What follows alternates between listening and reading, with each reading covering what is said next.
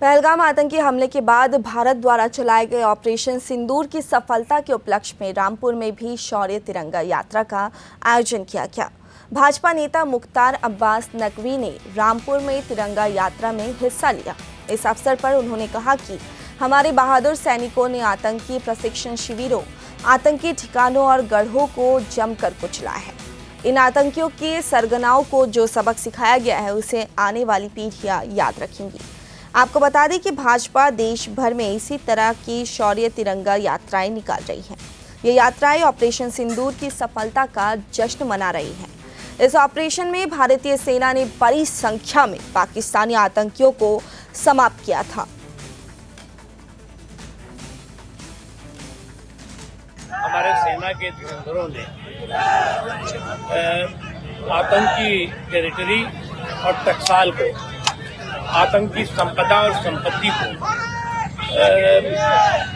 जो धुआंधार तरीके से धूल धूसरित किया है। निश्चित तौर से उन आतंकवादियों और आतंकवादियों के आकाओं को जो सबक मिला है वो उनको जन्म जन्मांतर याद रहेगा।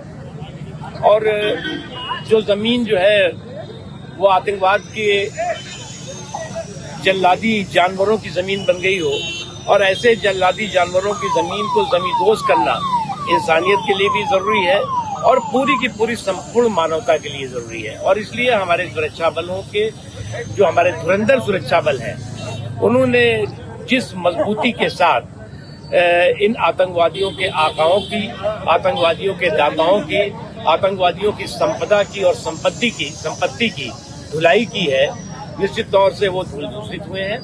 और इसी का नतीजा है, इसी का परिणाम है कि आज जो है वो पूरा देश जो है हमारे सेना के शौर्य और पराक्रम को नतमस्तक होकर के सलाम कर रहा है। और हमारे भारत में जो है वो तिरंगा की शौर्य यात्रा निकल रही है, वही पाकिस्तान में जो है वो टेररिस्ट की शौर्य यात्रा निकलती हुई दिखाई पड़ रही है। इसलिए बहुत स्पष्ट है और इस देश का सेना पर और अपने नेतृत्व नरेंद्र मोदी जी पर भरपूर भरोसा है। वही जो है वो हमारे दुश्मनों का जो है वो भय है, वो साफ दिखाई पड़ रहा है।